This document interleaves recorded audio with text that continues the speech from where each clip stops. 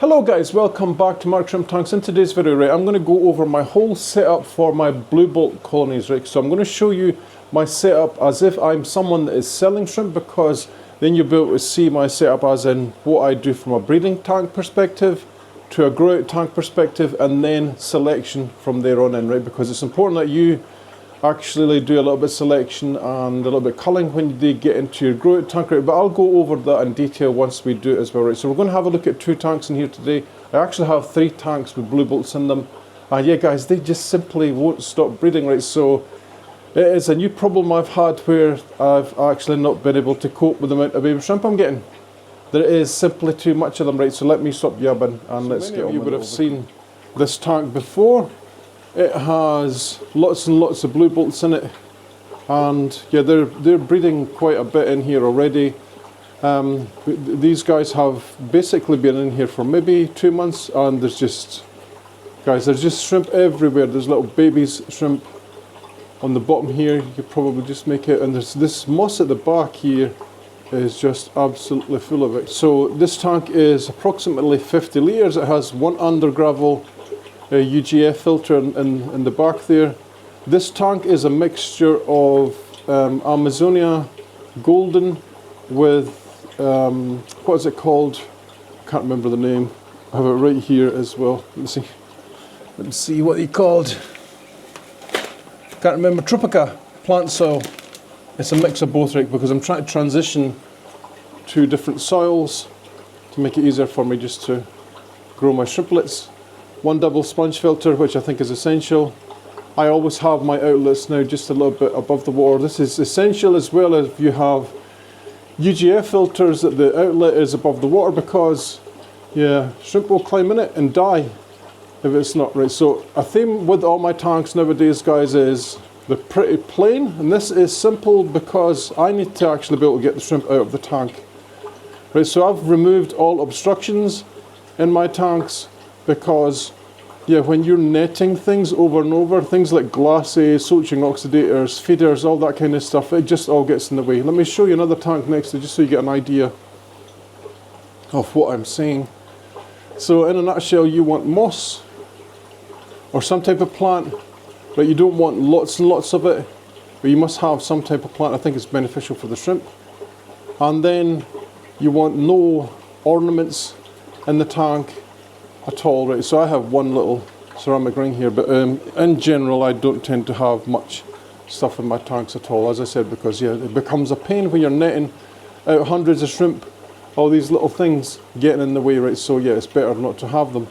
What I also like to do, guys, is I'll actually like to remove as much floating mass in my tanks as possible, like duckweed and stuff. You see down here, look, it just keeps on growing, but I actually try and keep on top of this a little bit by removing it, normally like once a week.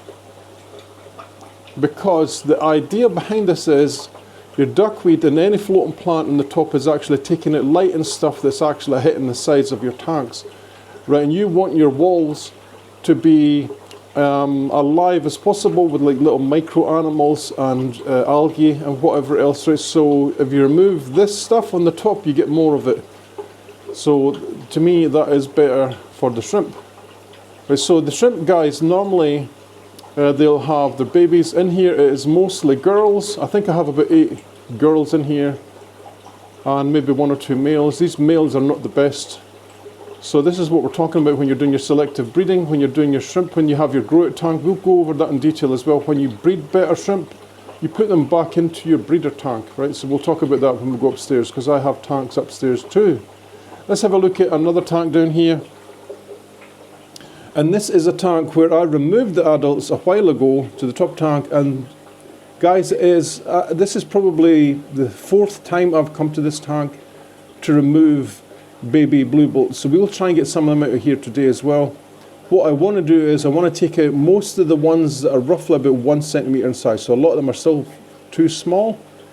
And this is a growing theme, guys, that you will have of a problem where if you breed lots and lots of shrimp, you tend to get lots and lots of little young as well. Let me show you a tank where I have a problem with it right now.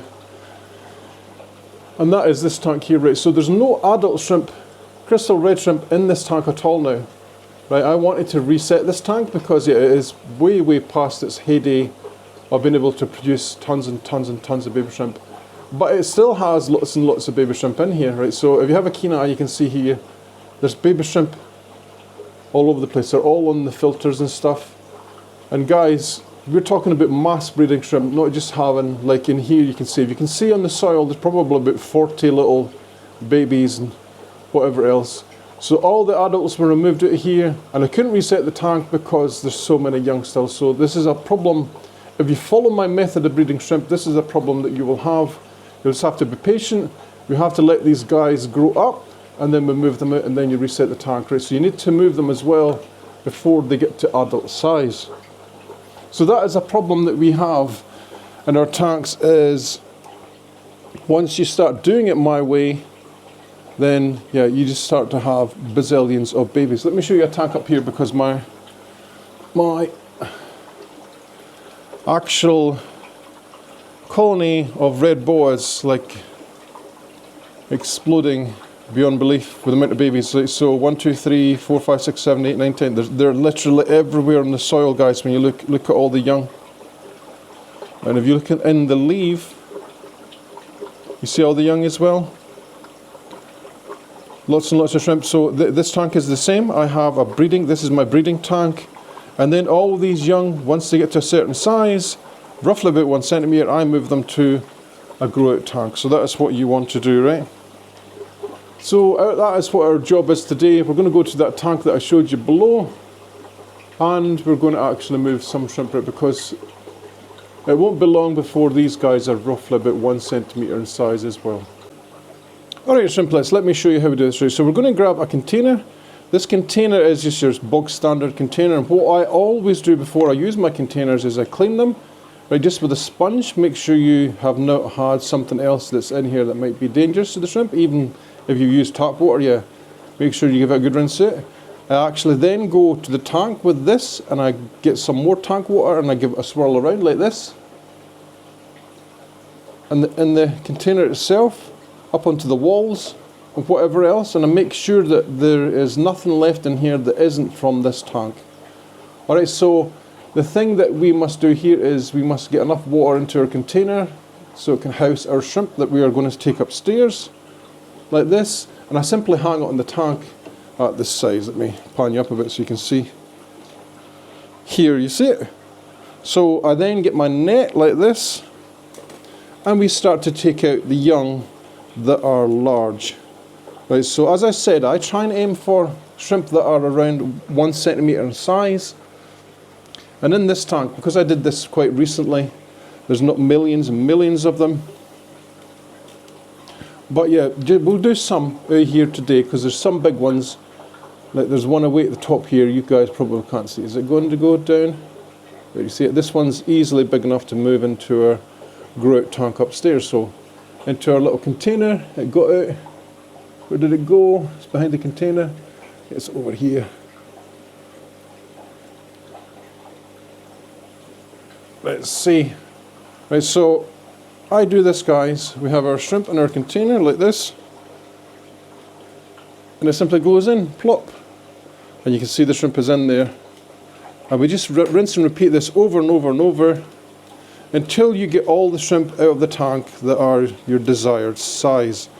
Now, let's talk about this briefly. Blue bolts, in my opinion, they don't colour up super well when they're very small. These guys are really frisky.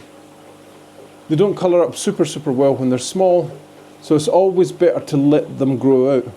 But for colour, you want to give the shrimp time to colour up. Right on, guys, if you are actually going to sell shrimp in the future, if you're watching this and you have a view to selling shrimp, what I'd suggest, right, is actually showing your customer, the adults, where the actual shrimp came from. See, there's a couple of big ones here, see them? This one's quite big. Like this. But show them the adult tank to show them that that is the actual colour that they will get to eventually, right? So this, you could be talking maybe 6 months to a year for a blue bolt to colour up really good.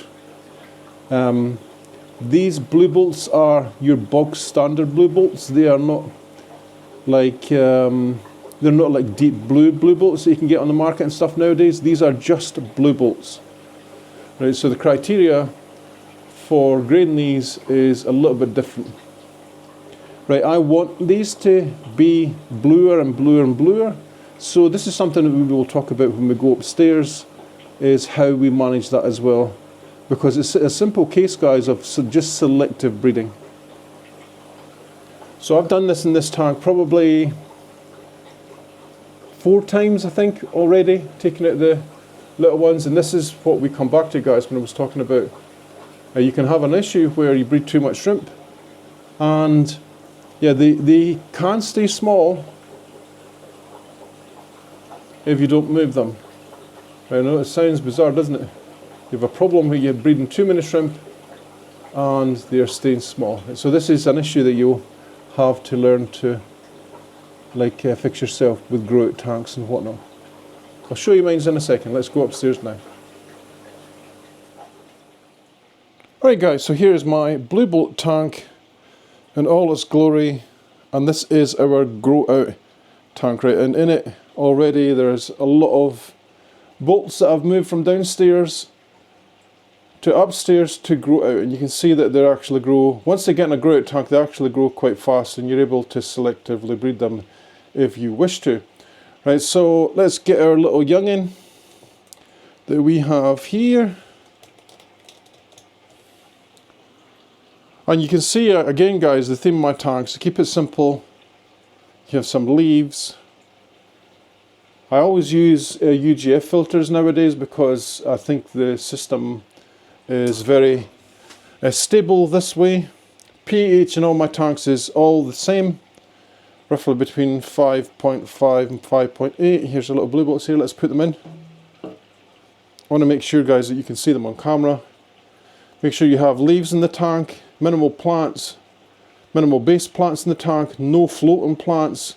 And this gives you all this lovely mass that you see here. If it comes out on camera, you can see all this life on the glass, right? So this is what your shrimp are going to feed on. It's basically biofilm and algae.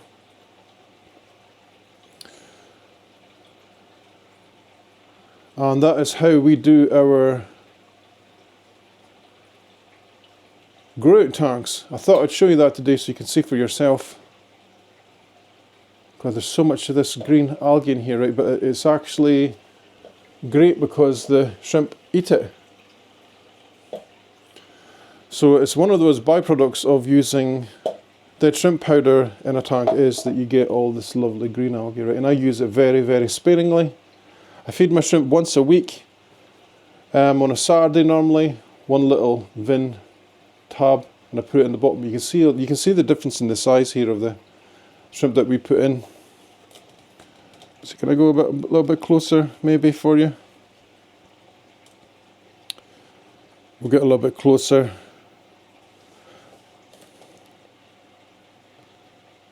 So you can see the shrimp a little bit. Yeah, so these are the ones that we just put in. You can see the size difference. So these other ones are ones that I put in maybe 2 weeks ago and 3 weeks ago, and you can see how much they grow in a grow out tank. Right? So when you're looking for possible shrimp to keep, you're looking for girls that are dark blue, as dark blue as possible.